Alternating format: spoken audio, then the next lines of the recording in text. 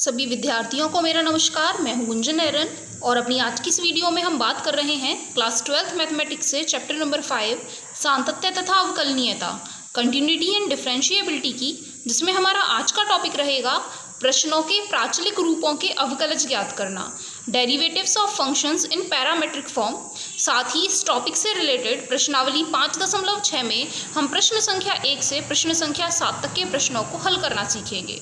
तो सबसे पहले जान लें फलनों का प्राचलिक रूप क्या होता है, फंक्शंस इन पैरामेट्रिक फॉर्म्स क्या होते हैं। जब भी हमें दो चर राशियाँ दे रखी हैं एक्स और वाई, एक चर राशि x दे रखी है और दूसरी चर राशि y दे रखी है, और वह इस प्रकार से परिभाषित की गई हैं कि है जो x और y दोनों की दोनों चर राशियां हैं वह एक उभयनिष्ठ अचर के लिए या उभयनिष्ठ पैरामीटर के लिए या फिर एक उभयनिष्ठ चर के लिए ही परिभाषित की गई हैं। जैसे मान कर के चलें हमारा x भी t का ही फलन दे रखा है और y भी t का ही फलन दे रखा है, तब यह दोनों जो चर हैं वह फलनों के प्राचलिक रूपों में व्यक्त किए गए हैं, ऐसा कहा जाएगा। तो दो चर राशियाँ x और y के बीच में एक ऐसा संबंध कि दोनों के दोनों एक समान प्राचल के रूप में व्यक्त किए गए हैं। यहाँ जो t है, जिनके पदों में दोनों की दोनों चर राशियाँ व्यक्त की गई हैं, उसी को ही प्राचल कहा जाता है, पैरामीटर कहा जाता है। तो इसीलिए ये जब भी दो राशियाँ एक जैसे ही प्राचल के रूप में विभक्त की गई हैं, उन्हें एक समान चर के रूप में ही व्यक्त किया जा सकता हो, तो उस प्रकार कहा जाता है फलनों का प्राचलिक रूप। अब इन प्राचलिक रूपों का अवकलज हम कैसे ज्ञात करते हैं। हमें x भी t का फलन दे रखा है, तो जब भी हम x का अवकलज ज्ञात कर रहे होंगे तो हमेशा t के सापेक्ष ज्ञात कर रहे होंगे। इसी तरीके से y भी t का ही फलन है, तो इसीलिए हमें y को भी t के सापेक्ष ही अवकलित करना पड़ेगा। हम किसी और अन्य राशि के रूप में उसे अवकलित करते हैं तो उस अन्य राशि को फिर से हमें t के रूप में ही अवकलज करना पड़ेगा। जैसे मान करके चलिए हम x को u के सापेक्ष अवकलज करके बताएं तो फिर u को भी हमें u भी किसी ना किसी रूप में t का ही फलन रहा होगा, तो लास्ट में भी हमें उसे t के रूप में अवकलज करना पड़ेगा, क्योंकि इनडायरेक्टली f जो है, जो x हमें मान दे रखे हैं वह t के फॉर्म में दे रखे हैं। अब हमें इन दोनों की मदद से dy/dx ज्ञात करना होता है। क्या हम dy/dx को बदल करके यहाँ लिख सकते हैं, dt की गुणा यहाँ कर लें, dt की गुणा यहाँ कर लें, तो आप देख रहे हैं dy/dt बन गया है, और इसे नीचे से ऊपर की तरफ पढ़ें तो dx/dt। इस पूरे मान को भी हम बदल करके लिख सकते हैं dy/dt बटे में dx/dt। यदि आप इन्हें हल करके देखेंगे तो यही मान आपको मिल जाएगा। dt/dx इस तरफ लिखेंगे तो वह उल्टा होकर के यही मान हमें दे रहे होंगे। तो dy/dx ज्ञात करने के लिए जब भी हमें x और y किसी अन्य राशि के रूप में व्यक्त करके दे रखे हैं, किसी अन्य प्राचल के रूप में व्यक्त करके दे रखे हैं, तो उनके लिए dy/dx ज्ञात करने का फॉर्मूला होता है dy/dt बटे dx/dt। यदि t की जगह यहाँ हमें u दे रखा होता तो dy/du बटे dx/du। इस तरीके से जिसके भी फलन वह दे रखे हैं उनके सापेक्ष उनका अवकलज ज्ञात करके बताना है। y का अवकलज ऊपर रखना है और x का अवकलज नीचे रखना है। अब इनसे रिलेटेड क्वेश्चनों को समझ लेते हैं कि क्वेश्चनों में इनका इस्तेमाल कैसे करना है। साथ ही जब भी आप भिन्नात्मक रूप में किसी फलन को पढ़ते हैं तो हमेशा एक कंडीशन होती है कि नीचे वाला जो मान है, हर का जो मान है, वह कभी भी 0 के बराबर नहीं होना चाहिए है। तो अधिकतर ये कंडीशन आप हर जगह लिख करके देखेंगे कि dx/dt का मान 0 के बराबर ना हो, क्योंकि यदि बटे में 0 आ रहा होगा तो फिर फलन का अवकलज परिभाषित नहीं रह पाएगा, फलन का अवकलज अपरिभाषित हो जाएगा। बात कर लेते हैं एक्सरसाइज की। एक्सरसाइज में क्वेश्चन शुरू करने से पहले ऊपर लिख करके दिया है निम्न प्रश्नों में dy/dx ज्ञात कीजिए, जिसमें फर्स्ट क्वेश्चन है x का मान बराबर दिया है 2at² के और y का मान बराबर दिया है a गुणा t की घात 4 के। फिर से आप देख रहे हैं यहाँ x भी t का फलन है और y भी t का फलन है, a तो यहाँ कांस्टेंट की तरह इस्तेमाल किया जा रहा है। तो जब दोनों के दोनों समान रूप से व्यक्त किए गए हैं, t के पदों में ही व्यक्त किए गए हैं, तो हमें विधि लगानी है dy/dx को ज्ञात करने के लिए। पहले dy/dx ज्ञात कर लें, dx/dt याद कर लें और उन दोनों के आंसरों को भाग कर लें। सबसे पहले हम शुरुआत कर लेते हैं x से। हमें x का मान 2at² दे रखा है। यदि हम dx/dt का मान ज्ञात करेंगे तो 2a तो कांस्टेंट रहे, 2a तो ऐसे का ऐसा, t² का अवकलज करेंगे तो 2t के बराबर आएगा। इनकी गुणा करके लिखेंगे तो 4at। इसी तरीके से यदि हम dy/dt का मान ज्ञात करके बताएं तो a तो कांस्टेंट है, t की घात 4 का अवकलज करेंगे तो 4 आगे लिखेंगे और एक घात कम करके लिखेंगे, तो कुल मिलाकर के हमें आंसर मिलेगा 4a t की घात 3। अब इन दोनों की मदद से हमें dy बटे dx ज्ञात करके बताना है। तो dy बटे dx निकालने के लिए फॉर्मूला है dy बटे dt बटे में dx बटे dt। dy बटे dt की जगह उनका आंसर लगा लें और dx बटे dt की जगह उनका आंसर लगा लें। यहाँ 4a से 4a कट रहे हैं, t की घात 3 में t की घात 1 से भाग करेंगे तो एक घात कम करके हमें आंसर मिलेगा, इसीलिए dy बटे dx का आंसर हमें मिल जाएगा t²। और इस तरीके से आपका एक क्वेश्चन भी कंप्लीट हो जाएगा।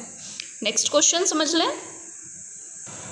सेकंड क्वेश्चन में दिया है x बराबर a cos थीटा और y बराबर b cos थीटा। अब यहाँ आप देख रहे हैं दोनों के दोनों x और y के मान थीटा के पदों में व्यक्त किए गए हैं, इसीलिए हम इनका अवकलज भी थीटा के पदों में ही करके बताएंगे। तो सबसे पहले dx बटे d थीटा ज्ञात करके बताएं। a तो कांस्टेंट रहे और cos थीटा का अवकलज होता है माइनस साइन थीटा, माइनस को बाहर निकाल करके रख लें तो माइनस a साइन थीटा। इसी तरीके से dy बटे d थीटा भी ज्ञात करके बताएंगे। तो b तो कांस्टेंट रहे और cos थीटा का अवकलज होता है माइनस साइन थीटा, फिर से माइनस को बाहर निकाल लें तो माइनस b साइन थीटा। इसके बाद हमें dy बटे dx ज्ञात करके बताना है। तो फॉर्मूला था dy बटे d थीटा, क्योंकि अब t की जगह थीटा आ गए हैं, बटे में dx बटे d थीटा। दोनों के मान लगाएं तो मान है माइनस b साइन थीटा बटे minus a sign theta. Minus से माइनस कैंसिल हो रहा है, साइन थीटा से साइन थीटा कैंसिल हो रहा है, कुल मिलाकर के हमें आंसर मिलेगा b बटे a। यही आपका आंसर होगा। इन्हीं क्वेश्चनों से रिलेटेड कुछ एग्जाम्पल्स भी आपकी बुक में दे रखे हैं। यहाँ इसमें फर्स्ट एग्जाम्पल दिया है x बराबर a cos थीटा और y बराबर a साइन थीटा। बिल्कुल अभी जैसे हमने सेकंड क्वेश्चन कंप्लीट किया, बस वहाँ cos है और वहाँ cos की जगह साइन आ गया है और a और b के मान में थोड़ा परिवर्तन कर लिया गया है। तो यहाँ इस क्वेश्चन को हम आपके प्रैक्टिस के लिए छोड़ रहे हैं। क्वेश्चन क्योंकि इजी है, बिल्कुल ऐसे ही आपको हल कर लेना है। इसी तरीके से सेकंड पार्ट, जैसे अभी हमने फर्स्ट पार्ट सॉल्व किया था t के पदों में, बिल्कुल ऐसे ही आपको ये वाला पार्ट भी कंप्लीट कर लेना है। तो ये दोनों क्वेश्चन हम आपकी प्रैक्टिस के लिए छोड़ रहे हैं। इन दोनों क्वेश्चनों को आप खुद से करके देखेंगे, लेकिन एक अगला एग्जाम्पल जो दे रखा है वो इंपॉर्टेंट है, तो उसे हम समझ भी लें। हमें क्वेश्चन में दिया है x बराबर a into theta plus sine theta और y बराबर a into 1 minus cos theta. फिर से हमें dy बटे dx ही याद करना है। सबसे पहले हम dx बटे d थीटा का मान ज्ञात कर लें, क्योंकि थीटा के पदों में यह फलन व्यक्त किए गए हैं। तो a तो कांस्टेंट रहे, थीटा जैसे आप समझ लीजिए आप x का अवकलज करते हैं x के पदों में तो 1 आता है, ऐसे ही थीटा का अवकलज जब हम थीटा के पदों में कर रहे होंगे, थीटा के सापेक्ष कर रहे होंगे, तो उनका अवकलज फिर से हमें 1 ही मिलेगा। साइन थीटा का अवकलज बराबर होता है कॉस थीटा के। इस तरीके से हमें dx बटे d थीटा का मान पूरा मिल जाएगा। इसके बाद बात करें यदि dy बटे d थीटा की, तो a तो फिर से कॉन्स्टेंट है, 1 का अवकलज 0 हो जाएगा और कॉस थीटा का अवकलज माइनस साइन थीटा होता है। एक माइनस पहले से है, एक माइनस और मिले तो कुल मिलाकर के प्लस साइन थीटा हो जाएंगे, तो बराबर में a साइन थीटा। इसके बाद हमें क्या करना है, हमें अपने आंसर को थोड़ा और सॉल्व करने के लिए, क्योंकि यहाँ 1 प्लस कॉस थीटा है, अगर हम यहाँ डिवाइड करके बता रहे होंगे साइन थीटा में इस मान से, तो इन दोनों ब्रैकेटों में कुछ भी कैंसिल आउट नहीं हो पाएगा। तो यदि हम इन थीटा वाले फॉर्मूलों को थीटा बाई 2 में चेंज कर लें, कैसे चेंज करना है, ए तो ऐसे का ऐसा 1 प्लस कॉस थीटा के बहुत सारे फॉर्मूले होते हैं, लेकिन हमें वह फॉर्मूला ढूंढना है जिसमें एक ऋणात्मक चिन्ह के साथ आता हो, जिससे कि ये 1 माइनस का कट जाए। तो कॉस थीटा के फॉर्मूले में 2 cos square theta by 2 minus 1 एक फॉर्मूला होता है जिसमें 1 माइनस का आता है। यदि आपको ध्यान नहीं है तो हम सारे फॉर्मूले यहाँ एक बार लिख करके बता देते हैं। पहला फॉर्मूला होता है 1 minus 2 sine square theta by 2। Next formula होता है 2 cos square theta by 2 minus 1। Next formula होता है cos square theta by 2 minus sine square theta by 2। लेकिन जहाँ पर भी हमें 1 कैंसिल करना होता है वहाँ हम इन दोनों आइडेंटिटीज़ को ही ज़्यादा इस्तेमाल कर रहे होते हैं। अब मुझे ये प्लस का 1 कैंसिल आउट करना है तो ये मुझे साइन माइनस में चाहिए होगा, इसीलिए हम सेकेंड वाली आइडेंटिटी को यहाँ इस्तेमाल करेंगे। तो 2 cos square theta by 2 minus में 1, पॉजिटिव 1 और नेगेटिव 1 कैंसिल आउट हो जाएंगे तो कुल मिलाकर के बचेगा 2a cos square theta by 2। बाकी हम इन्हें और आगे सॉल्व नहीं कर सकते हैं। इसी तरीके से साइन को भी अगर हम थीटा बाई 2 में चेंज कर लें तो साइन थीटा का फॉर्मूला होता है 2 sine theta by 2 into cos theta by 2। 2 की मल्टीप्लाई a में करके लिखेंगे तो 2a sine theta by 2 into cos theta by 2। इन सारी वैल्यूज़ को अगर हम फॉर्मूले में लगा लें कि हमें dy बटे dx निकाल के बताना है, फॉर्मूला होता है dy बटे d थीटा बटे dx बटे d थीटा। अब डी वाई बटे डी थीटा का मान यदि आप देखें तो डी वाई बटे डी थीटा का मान अभी हमने निकाल के बताया 2a साइन थीटा बटे 2 गुणा कॉस थीटा बटे 2 बटे में डी एक्स बटे डी थीटा का मान 2a कॉस स्क्वायर थीटा बटे 2।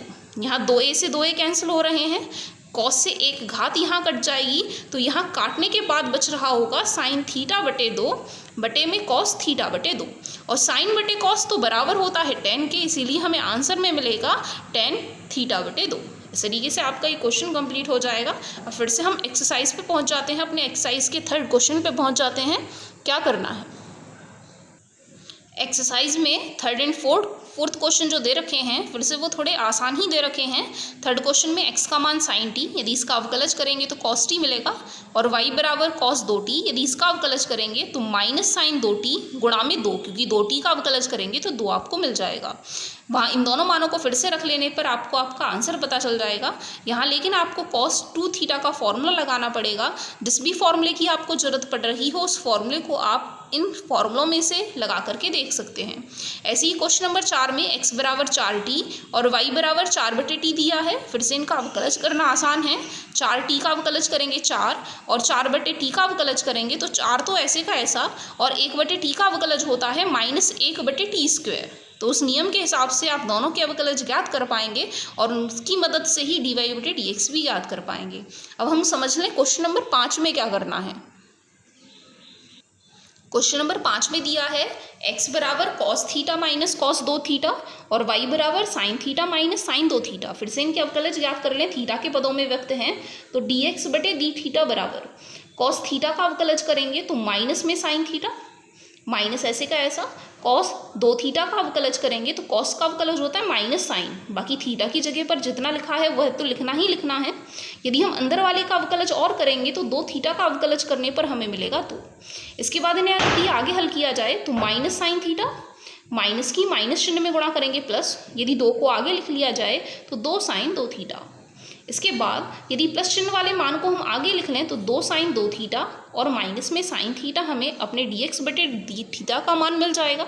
इसके बाद dy बटे डी थीटा का मान यदि हम ज्ञात करके बताएं तो साइन थीटा का अवकलज होता है कॉस थीटा माइनस ऐसे का ऐसा, साइन का अवकलज फिर से कॉस के पदों में लिखते हैं और आगे जो मान है वह ऐसे का ऐसा ही रखेंगे, और 2 थीटा का अवकलज करेंगे तो 2 और गुणा में लिखना पड़ेगा, तो कॉस थीटा माइनस 2 को आगे लिख लिया जाए तो 2 कॉस 2 थीटा। यह हो जाएगा हमारे डी वाई बटे डी टी का मान। अब हमें डी वाई बटे डी एक्स निकाल करके बताना है, तो फॉर्मूला होता है डी वाई बटे डी थीटा बटे डी एक्स बटे डी थीटा। डी वाई बटे डी थीटा का मान यहाँ लगाएं तो cos theta minus 2 cos 2 theta बटे डी एक्स बटे डी थीटा का मान रख लेने पर 2 साइन 2 थीटा माइनस में साइन थीटा। अब यहाँ आप सोचेंगे कि हमने यहाँ कॉस 2 थीटा या कॉस थीटा के फॉर्मूले क्यों इस्तेमाल नहीं किए हैं, क्योंकि अगर हम यहाँ कोई फॉर्मूला लगा भी रहे होंगे तो भी हमें यहाँ इन्हें हल करने पर कोई फ़ायदा नहीं होगा, कोई भी टर्म यहाँ कैंसिल आउट नहीं हो रही होगी, इसलिए हमने इन स्टेप्स को आगे सॉल्व नहीं किया है, इन्हें ऐसे का ऐसा ही रखा है। बात कर लें क्वेश्चन नंबर 6 की। आपकी किताबों में क्वेश्चन नंबर 6 में दिया है x बराबर a गुणा थीटा माइनस साइन थीटा और साथ में y बराबर a गुणा 1 प्लस कॉस थीटा। ये क्वेश्चन नंबर 6 में x और y के मान आपको दे रखे हैं। फिर से इनका अवकलज ज्ञात कर लेना है थीटा के पदों में, क्योंकि फलन फिर से थीटा के पदों में ही व्यक्त किए गए हैं। तो dx बटे डी थीटा का मान a तो कांस्टेंट रहे, थीटा का अवकलज 1 और साइन थीटा का अवकलज कॉस थीटा। आगे हम इन्हें और ज़्यादा हल नहीं कर सकते हैं, ऐसे का ऐसा ही इन्हें रहने दें। इसके बाद y का अवकलज ज्ञात करेंगे तो dy बटे डी थीटा का मान a तो कांस्टेंट है, 1 का अवकलज करेंगे 0 और कॉस थीटा का अवकलज करेंगे तो माइनस में साइन थीटा। इसीलिए हमें कुल मिला के आंसर मिलेगा माइनस में a साइन थीटा। फिर से इन दोनों वैल्यूज़ को अगर हम लगा लेते हैं dy बटे डी एक्स के फॉर्मूले में, तो फॉर्मूला है dy बटे डी थीटा बटे dx बटे डी थीटा। dy बटे डी थीटा का मान माइनस a साइन थीटा और dx बटे डी थीटा का मान a गुणा 1 माइनस कॉस थीटा। फिर से यहाँ a से a कैंसिल हो रहा है। अभी जैसे अभी पीछे हमने एक एग्जाम्पल पढ़ा था और वहाँ हमने कॉस थीटा का एक फॉर्मूला लगाया था जिससे 1 कैंसिल आउट हो जाए, तो हमने थीटा बाई 2 के फॉर्म में इन्हें चेंज किया था और अपने काम को थोड़ा और आसान कर लिया था। वही काम यहाँ पर भी किया जा सकता है। फिर से कॉस थीटा का एक ऐसा फॉर्मूला ढूंढना है जिसमें एक हमारा प्लस चिन्ह में आ रहा हो, क्योंकि कॉस के आगे माइनस चिन्ह है, जब ब्रैकेट में हम एक प्लस का लिखेंगे तो माइनस की मल्टीप्लाई करने से वह माइनस में बदल जाएगा और प्लस एक और माइनस एक कैंसिल आउट हो जाएंगे। तो प्लस एक के साथ फॉर्मूला जो होता है कॉस थीटा का वह बराबर होता है 1 - 2 साइन स्क्वायर थीटा बटे 2। और साइन थीटा का फॉर्मूला तो फिक्स है ही है, उसमें सोचने की कोई ज़रूरत नहीं है। 2 साइन थीटा बटे 2 गुणा में कॉस थीटा बटे 2। इन दोनों फॉर्मूलों को इनकी जगह लगा लिया जाए तो साइन थीटा की जगह लगाएंगे तो हमें मिलेगा 2 साइन थीटा बटे 2 गुणा में कॉस थीटा बटे 2 बटे में एक ऐसे का ऐसा माइनस ऐसे का ऐसा। कॉस थीटा का मान रखेंगे तो 1 - 2 साइन स्क्वायर थीटा बटे 2। माइनस की मल्टीप्लाई यदि अंदर कर ली जाए तो प्लस का एक और माइनस का एक कैंसिल हो जाएगा। ऊपर बच रहा है 2 साइन थीटा बटे 2 गुणा कॉस थीटा बटे 2। माइनस की गुणा जैसे ही इस माइनस वाले मान में करेंगे तो प्लस हो जाएगा, तो नीचे मिलेगा 2 साइन स्क्वायर थीटा बटे 2। अब यहाँ 2 से 2 कैंसिल हो रहा है, साइन थीटा बटे 2 से एक घात भी कट जाएगी, तो ऊपर बच रहा होगा कॉस थीटा बटे 2 और नीचे बच रहा होगा साइन थीटा बटे 2। और कॉस बटे साइन तो बराबर होता है कॉट के, इसलिए लिखेंगे कॉस कॉट थीटा बटे 2। इसी के साथ हम यहाँ एक माइनस को और छोड़ आए हैं, उस माइनस को भी यहाँ लिखते हुए चलें तो यहाँ यह जो आंसर आपको मिलने वाला है वो माइनस में मिलने वाला है माइनस कॉट थीटा बटे 2। इस तरीके से आपका एक क्वेश्चन भी कंप्लीट हो जाता है। क्वेश्चन नंबर 7 में दिया है x बराबर sine cube t upon root cos 2t और y बराबर cos cube t upon cos 2t। इन दोनों का फिर से हमें अवकलज याद कर लेना है और क्योंकि मान अब इस बार बटे में दे रखे हैं तो काम थोड़ा बड़ा भी होने वाला है। dx बटे dt सबसे पहले याद करेंगे, u बटे v के हिसाब से u बटे v का अवकलज बराबर होता है u का अवकलज v ऐसे का ऐसा माइनस u ऐसे का ऐसा v का अवकलज बटे v का वर्ग। इसी नियम का यहाँ इस्तेमाल करेंगे तो पहले का अवकलज यानी कि d बटे dt साइन क्यूब t का और दूसरा ऐसे का ऐसा, दूसरे का मतलब है कॉस 2t, हम ऐसे का ऐसा ही रखेंगे, बीच में माइनस चिन्ह लगाएंगे। इस बार पहला ऐसे का ऐसा और दूसरे का अवकलज तो d बटे dt लिखेंगे रूट में कॉस 2t का और बटे में नीचे वाले का वर्ग। नीचे वाले का वर्ग मतलब कॉस 2t का वर्ग हमें लिख करके बताना है। आगे यदि हम इन्हें हल करें तो साइन क्यूब टी का अवकलज करने पर सबसे पहले घात को हल करना है, 3 आगे आ जाएगा और एक घात कम करके हम यहाँ लिख रहे होंगे। फिर जब हम साइन टी का अवकलज और लिखेंगे तो कॉस टी यहाँ लिखना पड़ेगा और रूट में कॉस 2t में कोई अंतर नहीं होने वाला है, वो ऐसे का ऐसा ही रहेगा। साइन क्यूब टी भी ऐसे का ऐसा। रूट में कॉस 2t का अवकलज करना है तो सबसे पहले इसे रूट x की तरह समझ करके चलिए और रूट x का अवकलज होता है 1/2 रूट x, तो इसीलिए 1/2 रूट में x का मान है कॉस 2t के बराबर। इसके बाद यदि हम इसके अंदर वाले मान का अवकलज करेंगे तो कॉस 2t का अवकलज होता है माइनस में साइन 2t, यह हो जाएगा कॉस का अवकलज। अब 2t का अवकलज और करेंगे तो गुणा में 2 हमें और लिखने पड़ेंगे। बाकी बटे में जो हमारे मान चल रहे हैं उसमें कोई परिवर्तन नहीं, पर वर्गमूल से वर्ग हट जाएगा तो केवल कॉस 2t ही बच रहे होंगे। यदि हम साथ के साथ इनका लैसे और ले लें तो 1 और यहाँ 2 से 2 तो कैंसिल हो रहे हैं। रूट में कॉस 2t का यदि हम लैसे लेकर के बताएंगे तो लैसे लेकर के आ रहा होगा रूट में कॉस 2t। साथ ही जो लैसे लेने के बाद वाला मान है वह भी नीचे पहुँच जाएगा, तो इसीलिए कॉस 2t जो हमारे नीचे वाले मान हैं वह भी हम इन्हीं के साथ लिख लें। 1 से यदि हम रूट कॉस 2t में भाग कर रहे होंगे तो इतनी ही बार जाएगा। इस मान की गुणा इस मान में कर रहे होंगे तो रूट की रूट के साथ गुणा करने पर रूट हट जाता है, तो इसीलिए कुल मिलाकर के हमें मान मिलेगा 3 साइन स्क्वायर टी गुणा कॉस टी और यहाँ इनका रूट हटाने के बाद कॉस 2t माइनस इस वाले मान को यदि हल करें तो माइनस की गुणा माइनस में करेंगे प्लस साइन क्यूब टी है और यहाँ साइन 2t है, तो साइन क्यूब टी गुणा में साइन 2t। क्या इसके बाद हम इन्हें और आगे हल कर सकते हैं? बिल्कुल कर सकते हैं। अब यहाँ जो हमें x फलन दे रखा था ऊपर वाला मान साइन के पदों में दे रखा था, तो हम कोशिश करेंगे कि यहाँ जिन भी मानों को बदला जा सकता है सभी को हम साइन के पदों में ही व्यक्त करके बताएं। तो साइन के पदों में व्यक्त करने के लिए एक तो हम cos 2t को बदल लें, इनका फॉर्मूला एक साइन के पदों में होता है 1 - 2 साइन स्क्वायर टी। साथ ही यहाँ साइन 2t का फॉर्मूला भी लगाया जा सकता है 2 साइन टी गुणा कॉस टी। तो इन दोनों की जगह इन दोनों के फॉर्मूले यदि हम यहाँ लगा लेते हैं तो हमें मिलेगा 3 sine square t cos T, तो ऐसे का ऐसा कॉस 2t का फॉर्मूला होता है 1 माइनस 2 साइन स्क्वायर टी। ये सारे फॉर्मूले अगर आपको याद होंगे तो काम बहुत आसान होने वाला है। साइन 2t का फॉर्मूला होता है 2 साइन टी गुणा में कॉस टी।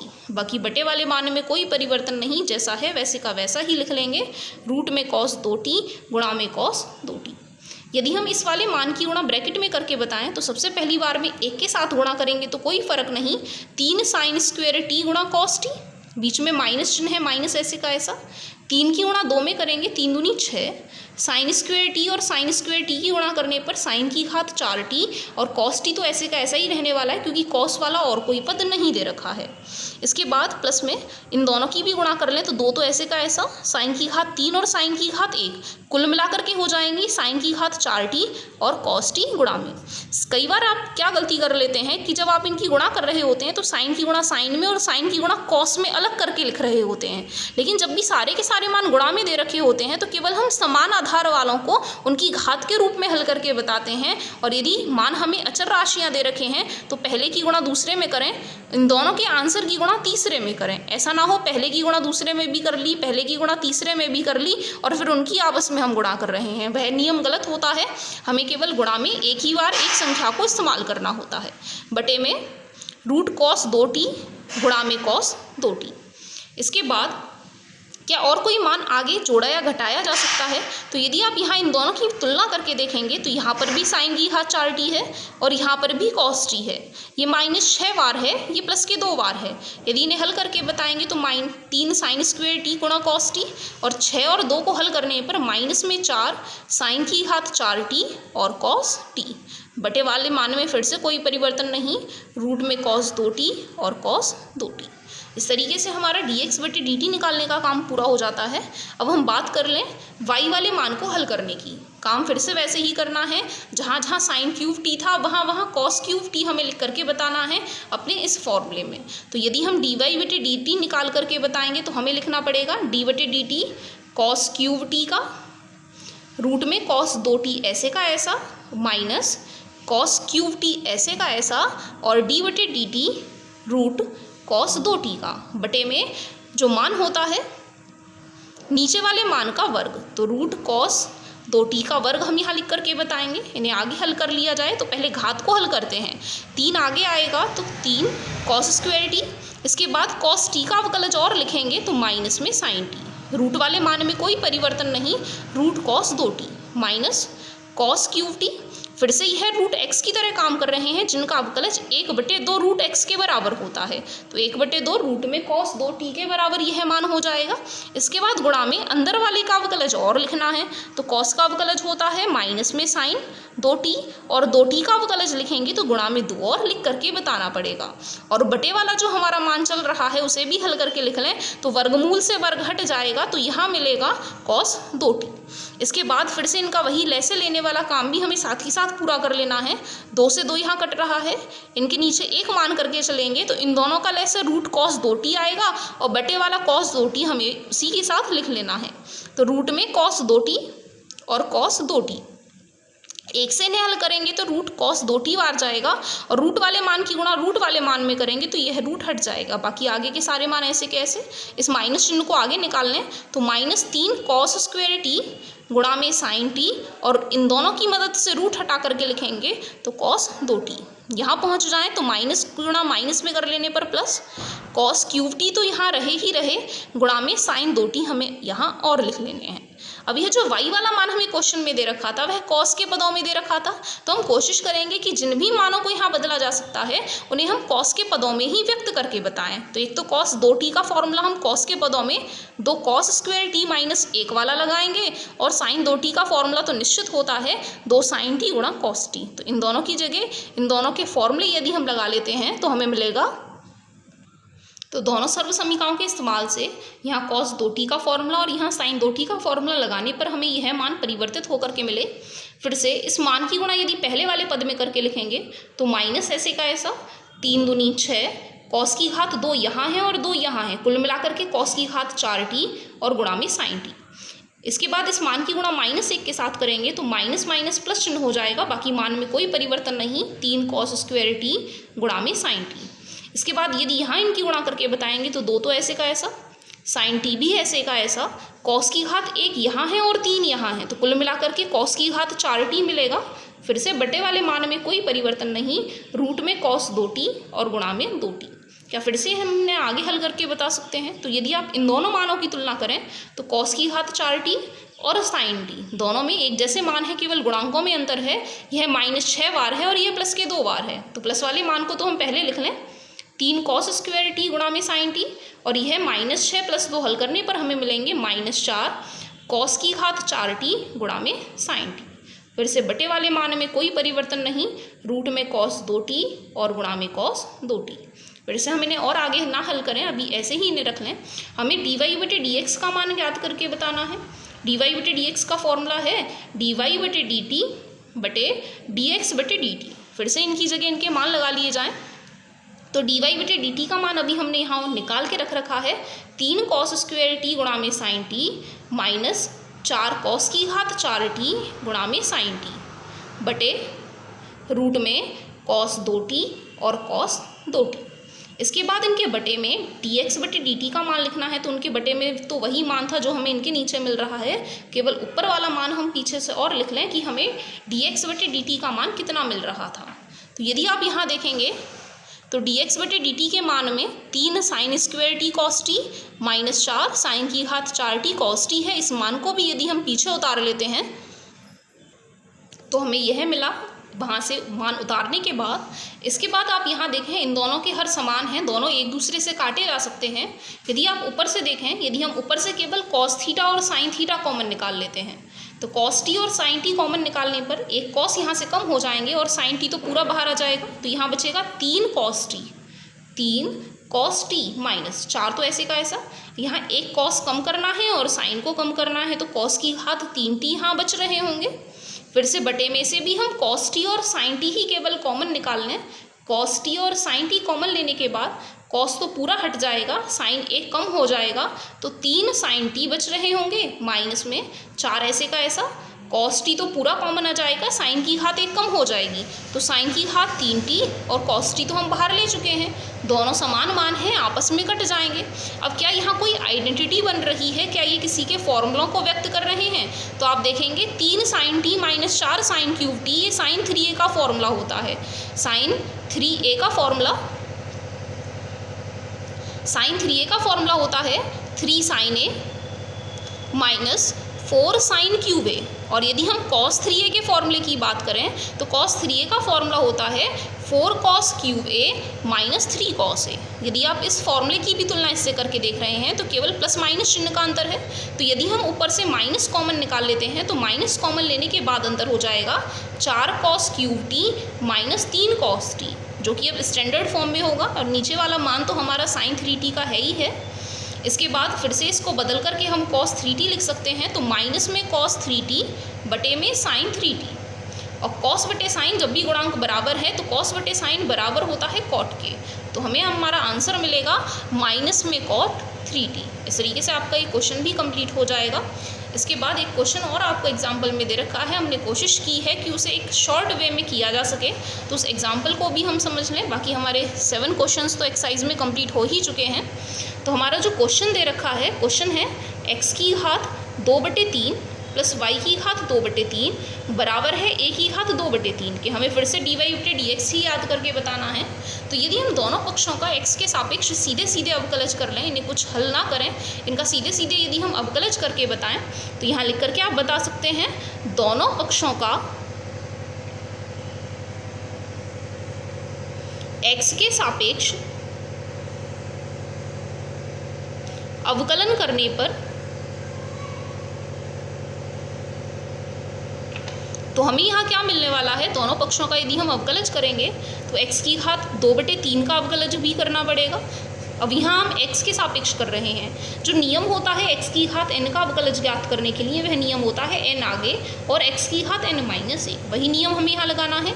2/3 आगे और x की घात 2/3 में से यदि हम 1 घटा करके लिखें, बीच में प्लस, इसी नियम से इसका अवकलज करेंगे तो 2/3 आगे, y की घात 2/3 माइनस 1।